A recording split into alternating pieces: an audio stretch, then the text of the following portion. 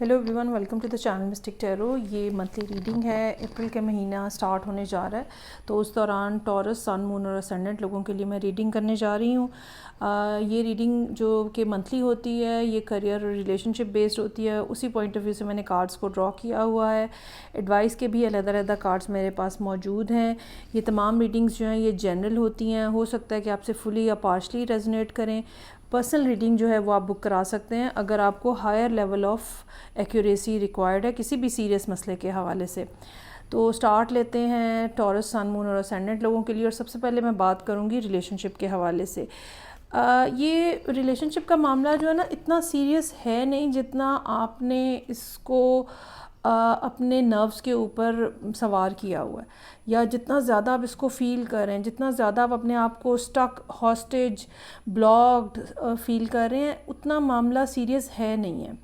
बाज़ दफ़ा क्या होता है कि एक छोटी सी बात के ऊपर, हो सकता है कि आपके लिए वो छोटी बात ना हो, लेकिन बज़ाहिर सुनने वालों को हो सकता है कि वो छोटी ही बात लगे।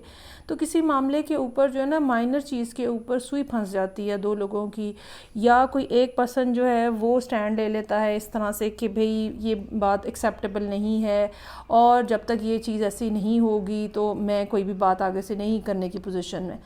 तो ऐसे एक स्टैंड ऑफ सा जो है ना वो नज़र आ रहा है। लेकिन इस स्टैंड ऑफ की जो बैकग्राउंड है, कम से कम टॉरस लोगों के अगर पॉइंट ऑफ व्यू से देखें तो वो उनको काफ़ी ज़्यादा हैवी लग रहा है। ऐसा लगता है कि जैसे आपको ये महसूस हो रहा है कि आपने बहुत काम किया है इस रिलेशनशिप के लिए, या ज़िंदगी में ओवरऑल आपने बहुत ज़्यादा मुश्किलात झेली हैं। दोनों बातें हो सकती हैं।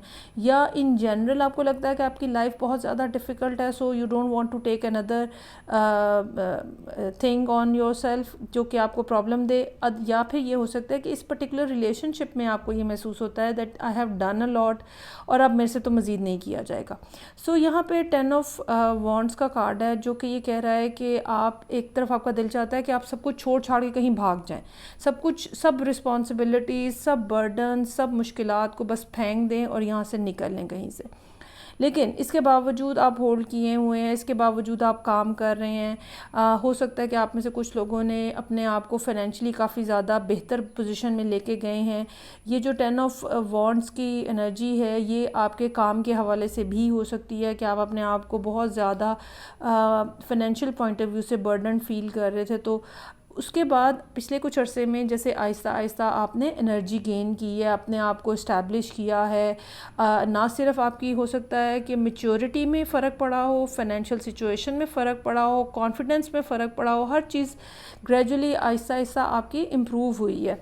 ये भी हो सकता है कि रिलेशनशिप जो कि एक बड़े लो स्केल के ऊपर स्टार्ट हुआ, वहाँ पर भी आपको अपने, वहाँ से भी आपने अपने अंदर जो है वो स्ट्रेंथ इकट्ठी की है, वहाँ से भी आपको एनर्जी रिसीव हुई है। लेकिन अब जबकि मैं ये रीडिंग कर रही हूँ और अभी अप्रैल जो है वो स्टार्ट नहीं हुआ है, तो आपको ये, आप जहाँ पे कहीं पे फंसे हुए हैं, मेरे पास यहाँ पे कार्ड्स जो मौजूद हैं जो कि इस चीज़ को एलेबोरेट कर रहे हैं। मेरे पास डेविल का कार्ड है, एक ऐसी कैफियत जिसमें इंसान को लगता है कि उसके हाथ पैर बंध गए हैं, वो कुछ नहीं कर सकता, वो एक सिचुएशन के अंदर इस हद तक फंस चुका है कि बाहर निकलने का भी कोई रास्ता नहीं है। चूँकि डेविल का कार्ड है तो ऐसा भी होता है, लोगों को ऐसा भी लगता है कि इस रिलेशनशिप में मैं इस बुरे तरीके से स्टक हो गया हूँ, that I can not get away from this. और एक आदत भी हो जाती है, ठीक है, ये कोई किसी पर्सन की आदत हो जाती है, किसी पर्सन, और आप एक किस्म का वो हैबिट जो है ना वो भी ब्रेक करने की कोशिश कर रहे हो, यहाँ पे ऐसा लग रहा है। दूसरी तरफ इमोशंस भी आपको ऐसे लग रहा है जैसे डाई डाउन हो जा रहे हैं, और बहुत सारी बातें आपका माइंड जो है ना वो आपके साथ प्ले कर रहा है कि ये रेड फ्लैग है, ये भी एक रेड फ्लैग है, ऐसा तो नहीं होना चाहिए, वो तो बात नहीं कर रहा है या वो कर रही है। इस तरह की बातें भी ऐसी हैं जो कि आपको ना, आपका कॉन्फिडेंस को शटर कर रही हैं और आपकी एनर्जी को भी ना नीचे लेकर आ रही हैं। और वजह क्या है कि बहुत सारी बातें हैं जो कि आप कहना चाहते हैं लेकिन आप कह नहीं पा रहे हैं, और वो क्यों नहीं आप कह पा रहे, आपको ये लगता है कि नाउ इज़ द टाइम जब दूसरा पर्सन जो है वो आगे आए और वो बातचीत का दरवाज़ा दोबारा से खोले, या वो कुछ बोले तो फिर मैं कुछ बोलूँ। ऐसा भी हो सकता है कि आप अपनी तौर के ऊपर इस पर्सन के अंदर काफ़ी ज़्यादा इन्वॉल्व हो चुके हुए हैं, लेकिन on the other hand person जो है वो किसी किस्म की कोई सीरियस बात, जो बकौल आपके किसी किस्म की कोई सीरियस बात, कोई ऐसी बात जो कि जिसमें आपको एहसास हो कि ये रिलेशनशिप किसी तरह के सोशल नॉर्म्स के अंदर फॉल कर रहा है या करने जा रहा है, ठीक है, इस तरह की कोई बात नहीं कर रहा, और ये चीज़ भी आपके लिए प्रॉब्लमेटिक हो सकती है, क्योंकि आप ये चाहते हैं कि एक प्रॉपर रिलेशनशिप हो जिसमें लोगों को पता होता है कि ये दो लोग जो हैं ये एक दूसरे के साथ हैं, शादी होती है, बात पक्की होती है, सबसे पहले तो एंगेजमेंट, सब प्रोसेस जो है ना वो पूरा होता है। तो अब ये है कि आपने ये डिसाइड करते हुए यहाँ पे नज़र आ रहे हैं अप्रैल के महीने में कि मुझे ख़ुद से कोई एक्शन नहीं लेना है, मुझे ख़ुद से कोई बात नहीं करनी है अनटिल अनलेस कि ये पर्सन जो है ना एट फ्रंट आके ख़ुद से कोई बात नहीं करता। और इसके लिए आप क्या करेंगे, आप खामोशी इख्तियार करेंगे। चाहे दिल में कितनी बातें हैं, चाहे कितने खौफ हैं, चाहे कितनी चीज़ें हैं जो आपको इरिटेट करेंगी, लेकिन अप्रैल का महीना आप ये डिसाइड करते हुए नज़र आ रहे हैं that I do not need to speak at the moment, और मुझे सिचुएशन को आगे बढ़ने देना है without any intervention, without any force.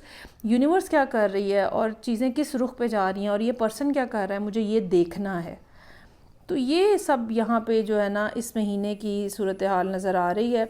अच्छा, अब जो दूसरा पर्सन है जिसके पर्सपेक्टिव को हम अब यहाँ पे डिस्कस करेंगे, 10 ऑफ कप्स का कार्ड है। ये ऐसा है कि जैसे उस पर्सन के साथ जो भी आपके ताल्लुकात जिस अंदाज से भी बने हैं, आप उसको 10 ऑफ कप्स की तरह देख रहे हैं। आपको पता है कि ये पर्सन आपको खुश रख सकता है, मेल और फीमेल रिगार्डलेस ऑफ दैट, ये पर्सन आपको खुश रख सकता है, ये आपकी हैप्पी एवर आफ्टर होगा, और ये इस पर्सन में वो सब चीज़ें हैं जो कि आप हासिल करना चाहते हैं या आप अपनी ज़िंदगी में देखना चाहते हैं।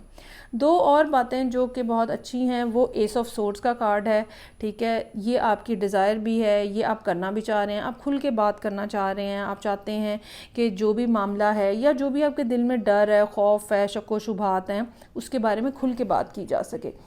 डेथ का कार्ड है यहाँ पे, जो कि इस बात की तरफ इशारा कर रहा है कि आने वाले दिनों में यकीनन कुछ ना कुछ बड़ी तब्दीलियाँ जो हैं वो ज़िंदगी में आती हुई नज़र आ रही हैं। आपको ये लगता है कि अगर हम खुल के बात करें, अगर हम ओपनली एक दूसरे के साथ कम्युनिकेट करें, तो ये जो सब स्टैगनेंट एनर्जी है जो यहाँ पे डेविल की और 8 ऑफ सोर्ड्स की, ये सब स्टैगनेंट एनर्जी जो है वो ख़त्म हो जाएगी।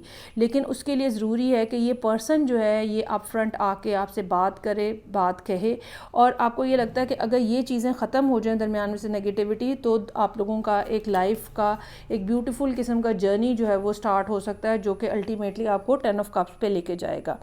अच्छी बात इसमें ये है कि हम एक्सपेक्ट कर सकते हैं ये बात कि आप अगर अपनी इसी स्ट्रैटेजी के ऊपर चल रहे हैं, जिसके ऊपर अगर आप इसी स्ट्रैटेजी पे चलें और कोई एग्रेसिव किस्म की बात ना करें, कोई एग्रेसिव किस्म का रिएक्शन ना दें, ठंडा और पुरसुकून जो है अंदाज में चीज़ों को अगर लेकर चलें, तो इस बात का चांस मौजूद है कि ये पर्सन जो है एस ऑफ कप्स के साथ आपकी तरफ आए, क्योंकि फ़ाइनल जो कार्ड है आउटकम का वो एस ऑफ कप्स का कार्ड है, जो कि हमें ये बता रहा है कि आहिस्ता आहिस्ता जैसे जैसे टाइम गुजरेगा, सिचुएशन के अंदर जो सी चेंजेस आएंगी, इस बात का चांस मौजूद है कि ये पर्सन जो है ये आपकी तरफ ज़रूर आएगा।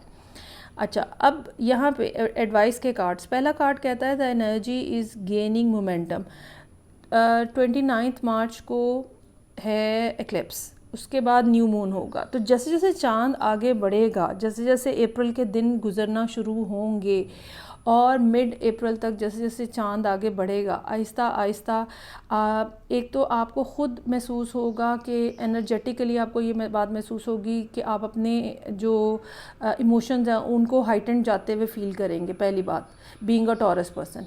लेकिन यही फीलिंग दूसरे पर्सन की तरफ भी होगी अगर आप यही मोमेंटम जो अभी आपने यहाँ पे रखा हुआ है और आप शायद बहुत ज़्यादा उनसे बातचीत नहीं कर रहे, या बिल्कुल ही नहीं कर रहे, या बहुत ज़्यादा नहीं कर रहे, तो ये चीज़ जो है ना आहिस्ता आहिस्ता उनके अंदर भी एनर्जी का बिल्टअप बनाएगी और अल्टीमेटली वो आपसे बात करेंगे।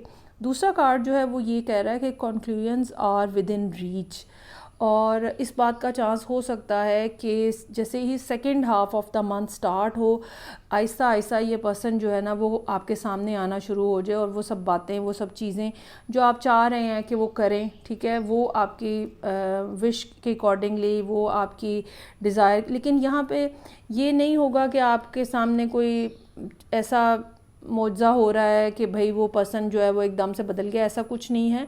पहली बात तो ये कि आपको कुछ ना कुछ गलत फहमियाँ हैं इस पर्सन के हवाले से कि जी ये कोई गलत अप्रोच है इनकी, या गलत माइंडसेट है, या कुछ इस तरह की भी बात है। पर्सन ऐसा जितना बुरा है नहीं है, पहली बात। दूसरी बात ये कि जब आप थोड़ा सा बैक ऑफ होंगे तो ऑटोमेटिकली ये पर्सन जो है ना ये आगे आएगा आपकी तरफ। तो बस ये इसके अंदर है, परेशान ना हो, ये बहुत ज़्यादा आपने परेशानियाँ पाली हुई हैं। अब हम आ जाते हैं करियर के हवाले से। करियर के जो मामलात हैं वो ऐसा लगता है कि पिछले कुछ अरसे में आपने, जैसे मैंने रिलेशनशिप में कहा, कि काफ़ी ज़्यादा अपनी पोजीशन को इस्टेब्लिश किया है। जो भी काम आपने पिछले कुछ अरसे में स्टार्ट किया है, इस बात का चांस हो सकता है कि ये पिछले 1 साल या उससे भी पहले की बात हो जब आपने ये सब काम जो हैं ये स्टार्ट किए हैं। जो भी अब आपका है, ये जॉब भी हो सकती है, ये कोई प्राइवेट टाइप का काम भी हो सकता है, जैसे घर से कोई काम हो रहा होता है, या कोई किसी किस्म की केयर के हवाले से कोई आपकी जॉब हो सकती है, या आपने कोई प्रोडक्ट इस किस्म की बनाई है, ऐसा कुछ हो सकता है जो कि यहाँ पे हो रहा है। कुछ लोग स्टूडेंट भी होंगे डेफिनेटली। तो आपने जो भी कुछ काम पिछले कुछ अरसे में स्टार्ट किया है वो एक ख़ास हद तक पहुँच गया है, और आप यहाँ पे बहुत ही अच्छी पोजीशन में नज़र आ रहे हैं विद क्वीन ऑफ पेंटिकल्स, यानी कि आप एक स्टेबल पोजीशन के अंदर नज़र आ रहे हैं जहाँ पे आप अपने आप को भी टेक केयर कर सकते हैं और अपने इर्द गिर्द के लोगों को भी केयर कर सकते हैं। तो अब जब ये महीना स्टार्ट हो रहा है, इस बात का चांस हो सकता है कि पिछले कुछ अरसे में थोड़ी प्रोग्रेस आपकी स्लो हुई है, कुछ काम में रुकावटें आई हैं, कुछ हर्डल्स हैं, कुछ हिंड्रेसेस हैं, और चीज़ें जो है ना वो कुछ स्लो हो गई हैं, जिसकी वजह से आप मेंटली जो है ना वो परेशान नज़र आ रहे हैं। ये भी हो सकता है कि ये कोई लीगल इश्यूज़ हों, और ये भी हो सकता है कि ये कोई एस्ट्रोलॉजिकल इशू है जो कि आपको डिस्टर्ब कर रहा है। अच्छा, इसमें क्या एस्ट्रोलॉजिकली क्या पॉसिबल है? सैटर्न अपना हाउस चेंज कर रहा है, ठीक है, 29 मार्च को। आप में से कुछ टॉरस ऐसे भी हो सकते हैं जिनको एक्लिप्स बहुत बुरे तरीके से हिट कर रहा हो। ये भी पॉसिबिलिटी हो सकती है कि जुपिटर की पोजीशन इस टाइम पे इस किस्म की हो जो कि आपके लिए डिस्टर्बेंस क्रिएट कर रही है। सो मुझे ये लगता है कि काम के हवाले से 1 से 2 महीने इस बात का चांस हो सकता है जहाँ पे आपको एहतियात के साथ चीज़ों को चलाने की ज़रूरत है।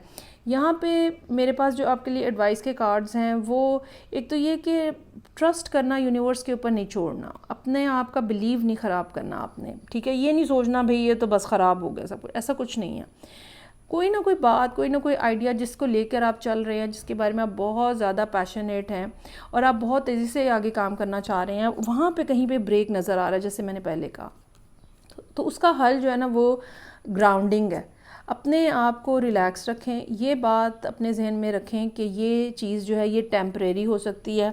अच्छा, कुछ टॉरस लोगों के लिए ये टेम्परेरी 1-2 महीने की बात हो सकती है। कुछ लोगों के लिए ये कोई ख़ास तौर पे वो लोग जो टॉरस राइजिंग भी हैं, ठीक है, या टॉरस मून है, तो कुछ ऐसी बात भी हो सकती है जो कि जैसे आपके चार्ट के अंदर, बर्थ चार्ट के अंदर कोई ऐसा टाइम पीरियड स्टार्ट हो गया है जो कि आपके लिए एक थोड़ा अरसा प्रॉब्लम लेकर आएगा, और उसके लिए कोई ना कोई आपको सॉल्यूशन, कोई ना कोई रेमेडी करने की ज़रूरत होगी। क्योंकि यहाँ पे ये 2 कार्ड्स हमें ये बता रहे हैं, जो कि डेविल का कार्ड है और टेम्परेंस का कार्ड है, कि कोई ना कोई प्रॉब्लम है जो मौजूद है काम के हवाले से, फाइनेंशियली, और ये चीज़ जो है इसको आपको सॉर्ट आउट करने की ज़रूरत है, इसका कोई ना कोई सोल्यूशन करने की ज़रूरत है। ये यूनिवर्स की तरफ से कोई ना कोई चीज़ आपके सामने या आपके सर के ऊपर रख दी गई है।